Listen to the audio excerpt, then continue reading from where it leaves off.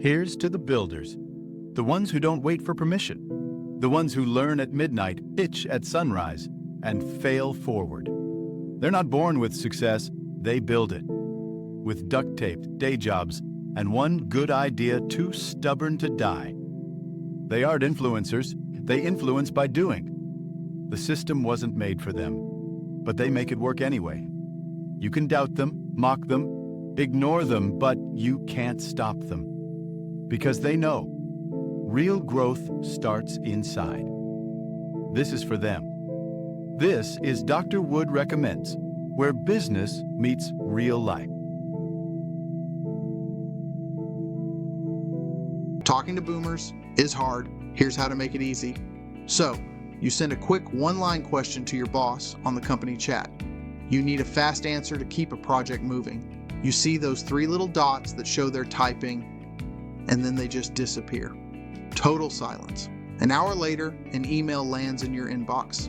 It's 5 paragraphs long, complete with a formal greeting and closing. And to top it off, there's a calendar invite for a 30-minute meeting to discuss the matter further.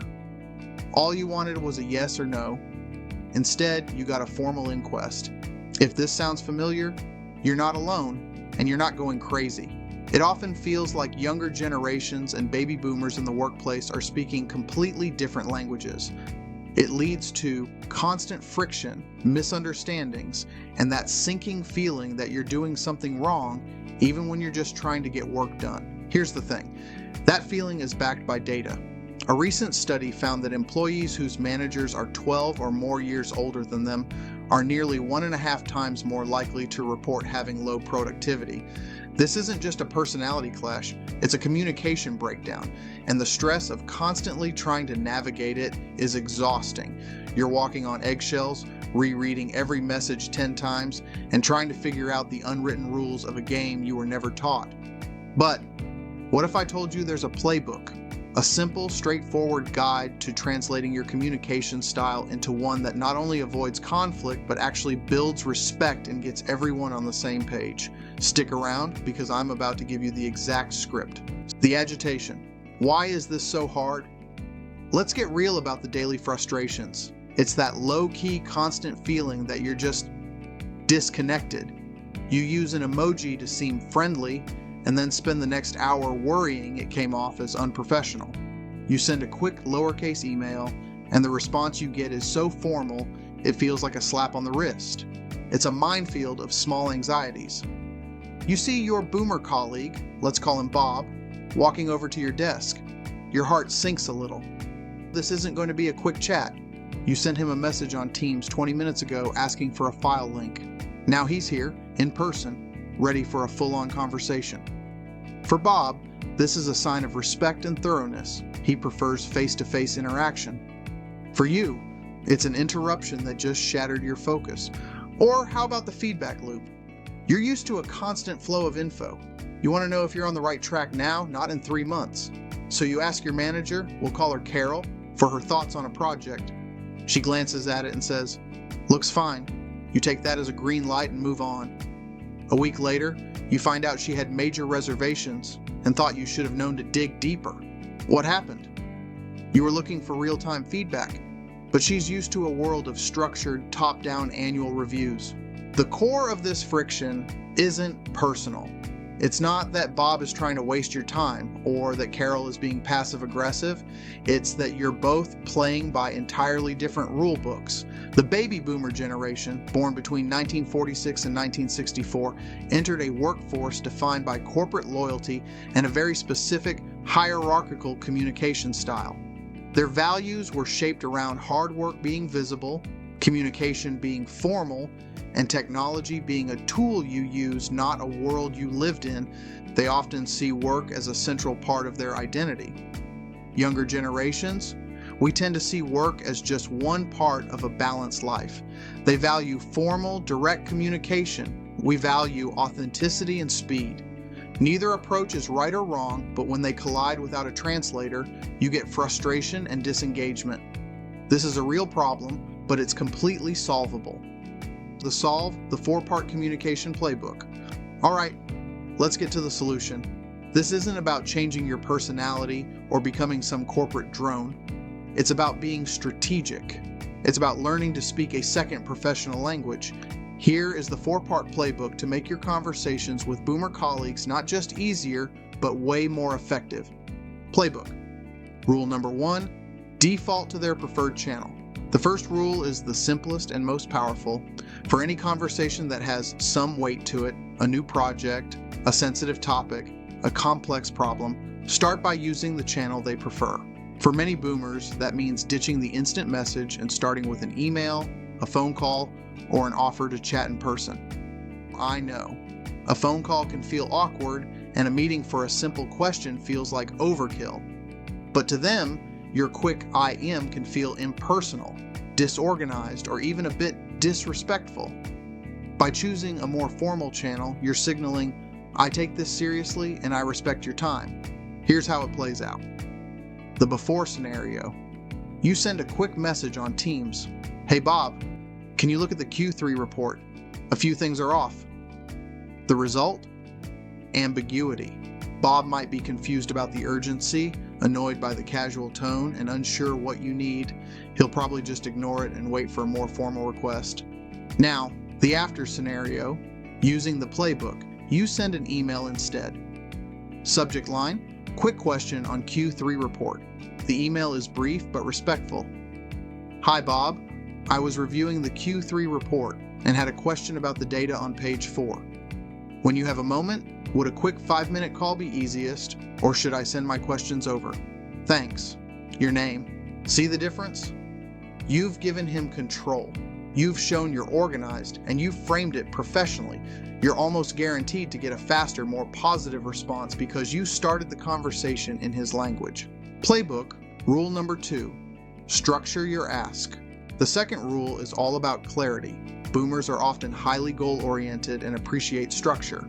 A vague, open-ended message like, the client presentation is weird, is just frustrating for them.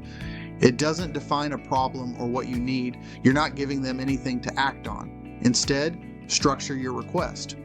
Before you even reach out, take 30 seconds to define 3 things: the context, your specific question, and what you need from them. It shows you've done your homework and you respect their time. The before scenario, you walk up to Carol's desk and say, hey, I'm stuck on the Acme presentation. This is a classic problem dump. You've just made problem her problem without offering any specific roadblocks. Now, the after scenario. Using the playbook, you approach her with a structured ask. Hi, Carol.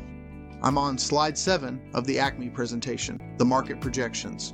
I think the data from last quarter might be more impactful here. Could you take a quick look and let me know if you agree, or if you'd prefer I stick with the original plan? This is a world away from I'm stuck. You've provided context. Acme presentation, slide 7. You've identified the specific issue, and you've presented a clear yes or no choice for her. You've done the thinking and are just asking for her experienced guidance. You're not asking her to solve your problem, you're asking her to validate your solution. This is how you build a reputation for being competent. Playbook rule number 3, translate your language. This might seem obvious, but it's where so much gets lost. The slang, acronyms, and casual tone that make perfect sense to you and your friends can be a huge barrier for others. Remember, communication isn't about what you say, it's about what the other person hears. If your message is full of LOLs, TBHs, and no caps, you're forcing them to work just to understand you. This isn't about being a robot. It's about choosing clarity over casualness in professional settings.